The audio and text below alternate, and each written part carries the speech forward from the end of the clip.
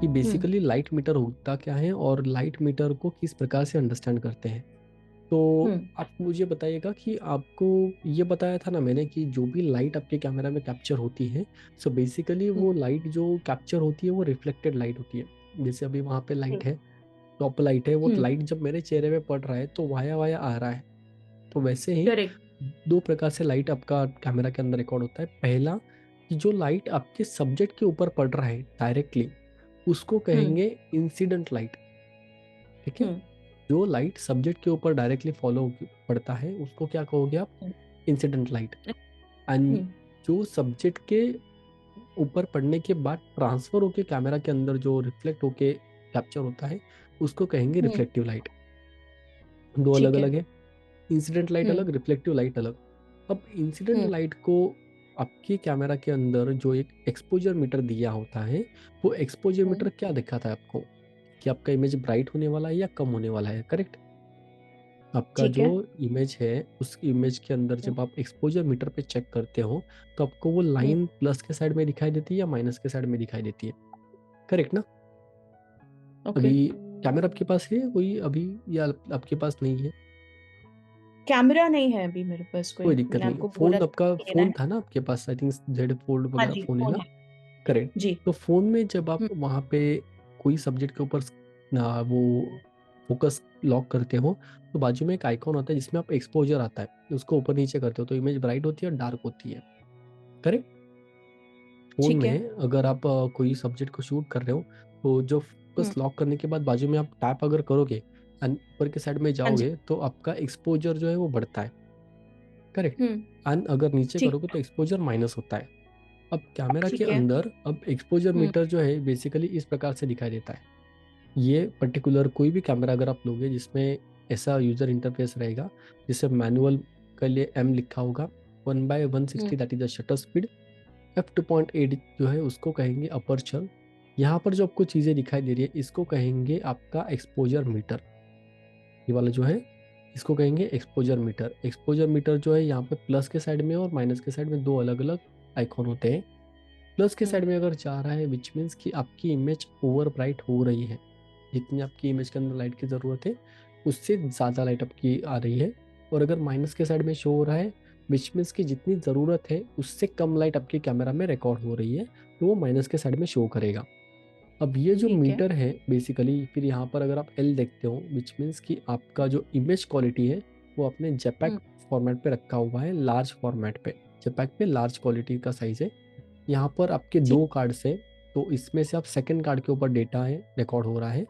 यहाँ पर हुँ, आपके फ़ोकस पॉइंट का ये पर्टिकुलर आइकॉन उन्होंने दिया हुआ है। ये फ़ोकस पॉइंट हुँ, जो है आपके कैमरा के अंदर, उसमें से आपका अभी एक्टिव फ़ोकस पॉइंट कौन-सा है? तो वहाँ पर आपका सिंगल पॉइंट फ़ोकस एक्टिव दिखाई दे रहा है। अगर आप यहाँ पे हुँ, देखोगे ये पर्टिकुलर जो आइकॉन है जिसको हम लोग मीटरिंग का आइकॉन कहते हैं, हुँ, कि मीटरिंग अब तक हमने पढ़ा नहीं है बट मैं आपको बता के रख रहा हूँ कि मीटरिंग एक टॉपिक होता है जिसको हम लोग लर्न करने वाले हैं अभी।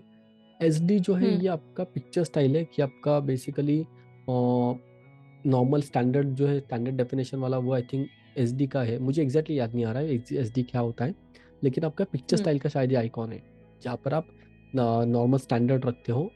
उसके बाद में हुँ, एस मतलब आपका शायद यहाँ पे सिंगल शॉट का होता है। सिंगल शॉट क्लिक हुँ, किया जाता है ना, कभी कभी बर्स्ट मोड पे होता है तो मल्टीपल शॉट्स क्लिक किए जाते हैं, तो यहाँ पे सिंगल हुँ, शॉट्स यूज़ कर सकते हो आप। एफएक्स मतलब हुँ, फुल फ्रेम कैमरा का आपका ये पर्टिकुलर अभी जो कैमरा है फुल फ्रेम के जैसा एक्ट कर रहा है। बैटरी का साइन दिया हुआ है यहाँ पर 114 जो लिखा हुआ है, विच मीन्स कि हुँ, आपका मेमोरी कार्ड जो अभी है कैमरा के अंदर, उस मेमोरी कार्ड में जो भी रिमेनिंग मेमोरी पड़ी हुई है, उस मेमोरी के हिसाब से 114 इमेजेस आप अभी शूट और कर सकते हो। ठीक है। फिर यहाँ पर आपको ये जो दिया हुआ है ये 1600 आपका आईएसओ का अच्छा। वैल्यू दिया हुआ है। ऑटो फोकस सिंगल आपका चालू है जिसमें आपका एक ही पर्टिकुलर ना वन टाइम ही आपका ऑटो फोकस होने वाला है, कंटिन्यूस ट्रैकिंग नहीं होगा। हुँ, डब्ल्यू बी एस ऑटो 01, अब आपका डब्ल्यू बी एस जो है that is a wide balance setting, वो आपने वहाँ पे ऑटो पे रखा हुआ है अभी, और ऑटो आपका 100 पे शायद पकड़ रहा है। उसके बाद शूट का एक अलग कस्टमाइज सेटिंग है, आईएसओ नॉइज रिडक्शन आपने नो रखा हुआ है, लो हुँ, एक्टिव डीलाइटिंग ऑफ है, एसआरजीबी आपकी कलर प्रोफाइल है, ये पीवी मुझे चेक करना पड़ेगा क्या है। फिर ऑटो एक्सपोजर लॉक आपका क्या है, ब्रैकेटिंग कितनी है, नॉइज रिडक्शन ऑन ऑफ है क्या नहीं, कस्टम मेन्यू ऑन ऑफ है क्या नहीं, इतनी सारी सेटिंग्स आपके कैमरा के अंदर होती है। इसमें से ये जो पार्ट है इसको हम लोग कहते हैं लाइट मीटर, ठीक है, जो आपका रिफ्लेक्टिव लाइट को कैप्चर करता है। अगर आप यहाँ पे देखोगे तो ये जो लाइट आपके सब्जेक्ट के ऊपर पड़ गई, सब्जेक्ट से ऊपर पड़ने के बाद में जो कैमरा के अंदर रिफ्लेक्ट होती है उसको कहते हैं रिफ्लेक्टिव लाइट।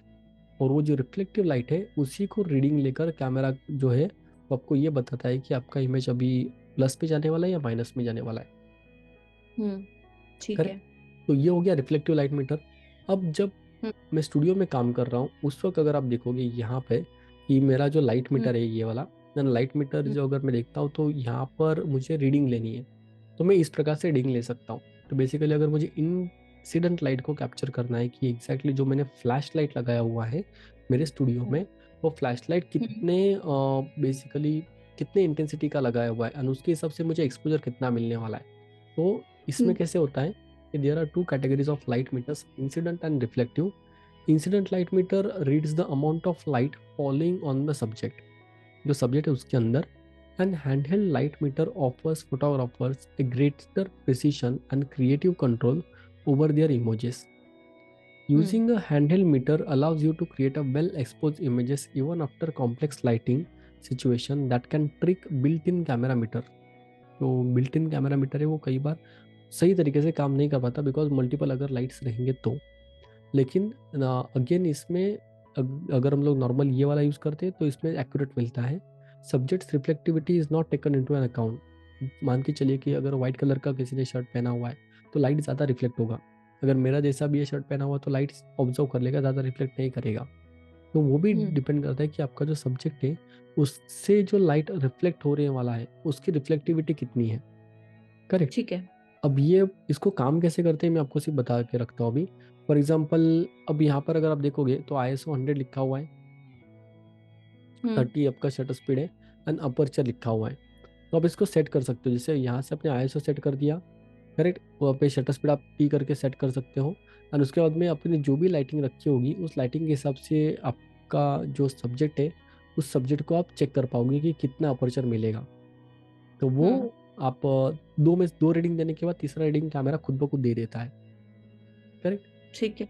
अब उसके बाद हम लोग पढ़ेंगे मीटरिंग मोड, जो लाइट मीटर अभी पढ़ा ना उसी से मीटरिंग मोड। तो ये जो आइकॉन आपको अभी यहाँ पे दिखाई दे रहा था ना, यहाँ पर ये वाला, तो ये वाला आइकॉन दिया हुआ है ना वो वाला, तो इसको हम लोग कहते हैं metering.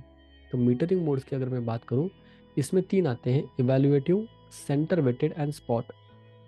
Evaluative, centre weighted and spot. Evaluative में अगर आप देखोगे तो बेसिकली होता क्या है कि सिंपल आपकी फ्रेम में जो आपको एक्सपोजर मीटर रीडिंग दे रहा था प्लस एंड माइनस के साइड में, वो किस बेसिस पे रीडिंग दे रहा है।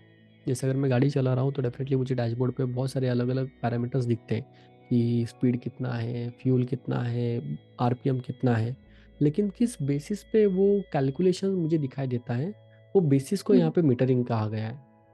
करेक्ट। अब मीटरिंग में होता क्या है, फॉर एग्जांपल कि अगर मैंने ये मोड रखा हुआ है आपका इवैल्यूएटिव पे, यहाँ पे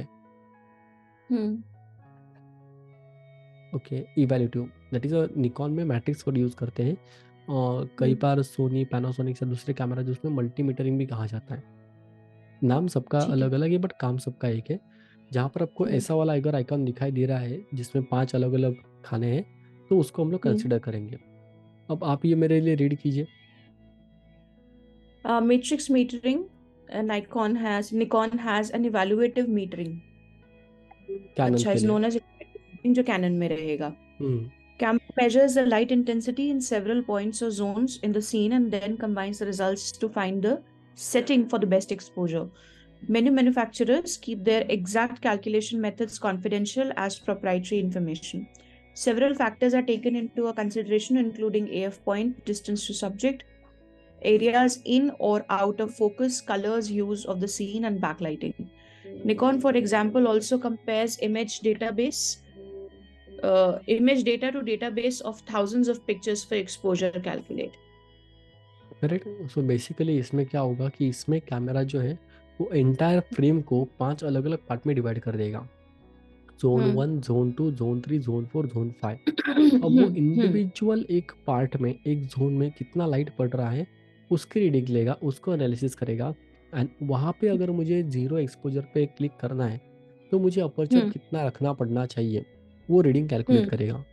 फॉर एग्जांपल हम्म जैसे भी इस केस में ये टॉप वाला जो एरिया है वहाँ पे लाइट ज़्यादा है, ये वाला थोड़ा ठीक है, यहाँ पे लाइट बहुत ही कम है, ये वाला लाइट बहुत ही कम है, और सेंटर में तो लाइट ऑलरेडी कम है।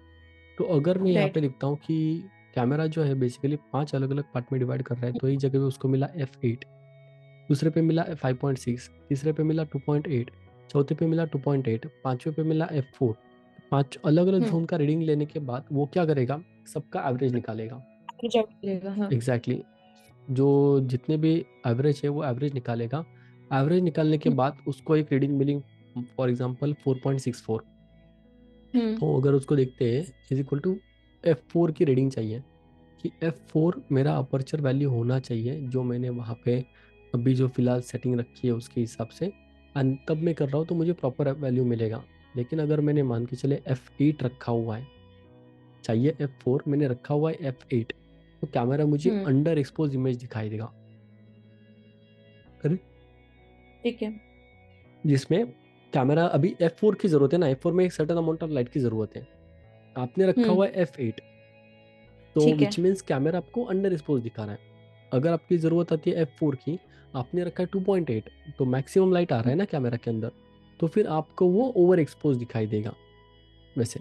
ठीक तो ये जो मीटरिंग है ठीक बेसिकली, मीटरिंग के ये 3 अलग अलग ना मेथड्स होते हैं, जिसमें पहला हम्म होता है दैट इज़ इवेल्यूएटिव, जिसको अगर आप हम्म देखोगे प्रॉपर यहाँ पर पांचों ही जो भी अलग अलग उनके इक्विपमेंट्स हैं, तो उन हम्म इक्विपमेंट्स को समझ के वो लोग ना 5 अलग अलग जोन में डिवाइड करते हैं फ्रेम को, एंड इंडिविजुअल जोन में रीडिंग ले करके उसका एवरेज निकालते हैं।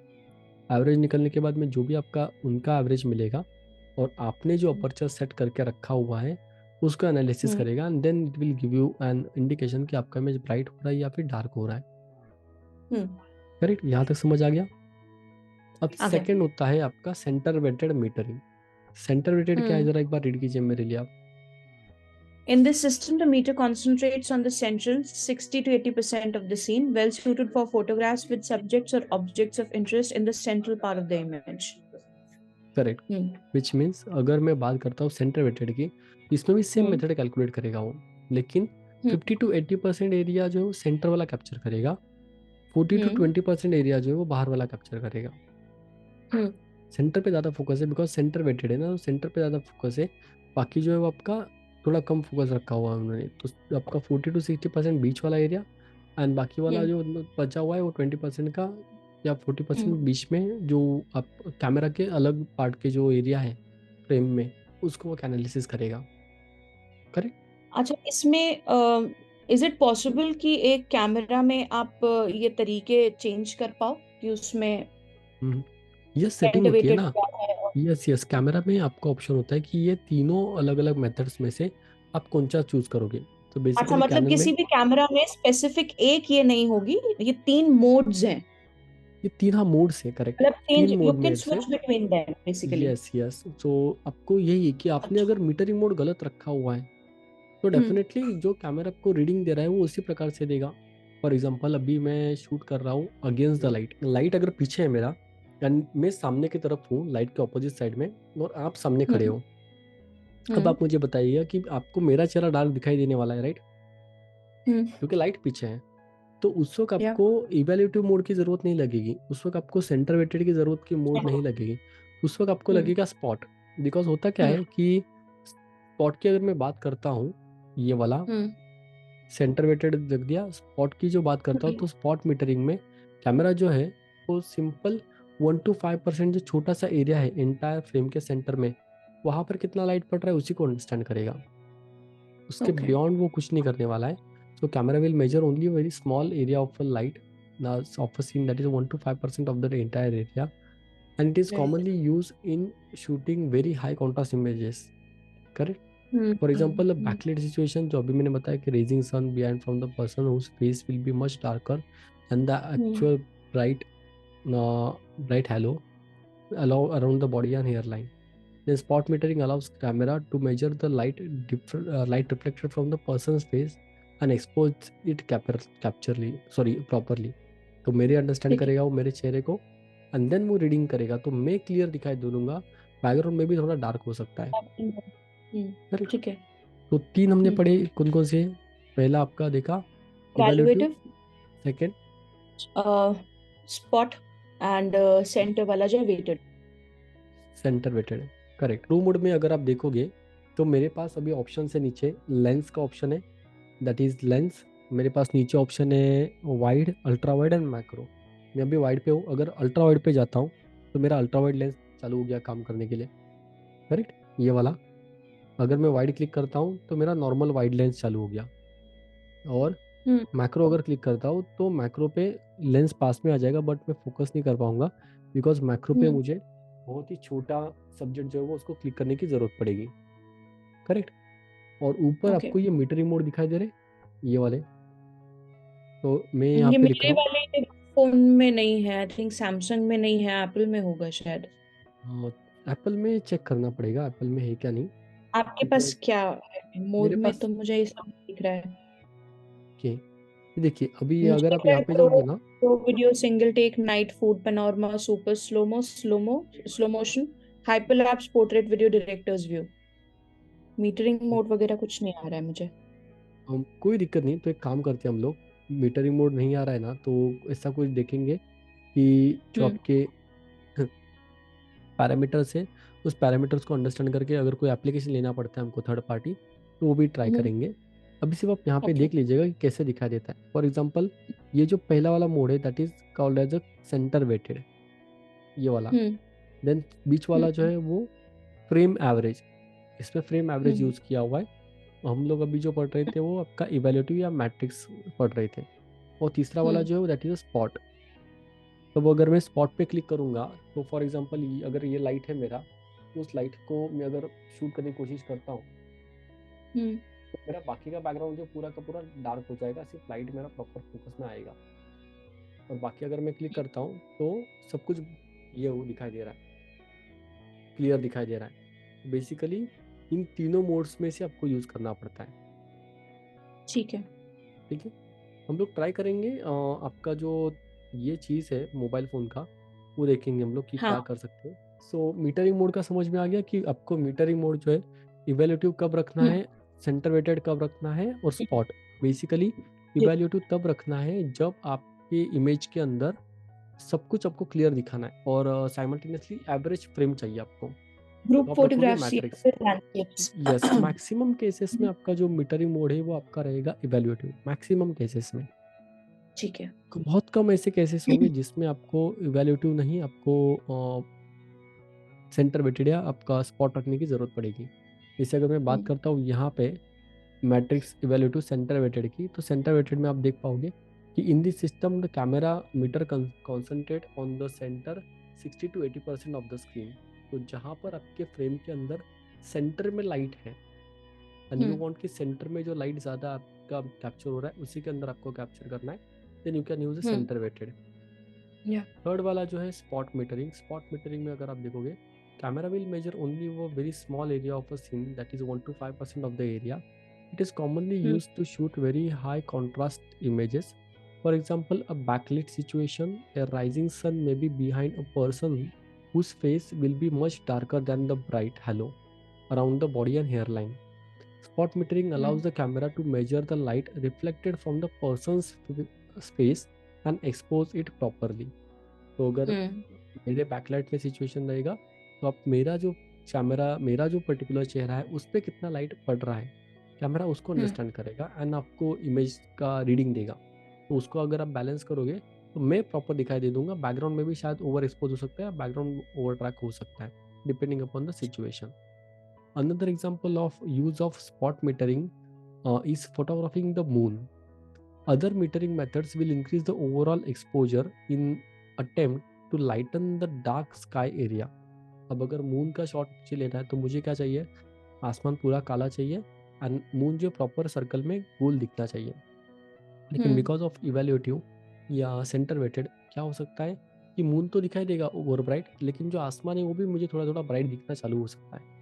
तो ओके। यहाँ पर अगर आप देखोगे तो another example of use of spot metering is photographing the moon. Other metering methods will increase the overall exposure in an attempt to lighten the dark sky area, resulting in overexposed to the moon. तो उसकी वजह से moon को over expose वो कर देगा, जो भी सेकंड वाला मीटरिंग मोड है. Spot metering gives correct exposure of the moon and underexposes the rest of the scene which was dark already. Spot Correct. metering may also be used for theater photography, where brightly lit actors appear in the darkened auditorium. Correct? जैसे अभी spot metering अगर आप लेते हो तो यहाँ पर आपको जो ये पर्टिकुलर शॉट है, यहाँ पे मून प्रॉपर मिलेगा, बैकग्राउंड जो है वो पूरा का पूरा डार्क हो जाएगा. राइट, ठीक है, यहाँ तक समझा. उसके बाद समझा. पार्शियल मीटरिंग भी आता है कैनन का कुछ मॉडल्स में. कैनन के कुछ मॉडल्स में आपको पार्शियल मीटरिंग करके एक ऑप्शन आएगा which is similar to the spot metering except the cover area is larger, approximately 10 to 20% of the viewfinder area near the center versus 1.5% in the spot metering. तो spot metering में अगर 1.1 to 5% रहेगा, इसमें 10 to 20% रहेगा. थोड़ा बड़ा circle होगा जो सेंटर में एक गोल सर्कल दिखाई देता है. करेक्ट, ठीक है.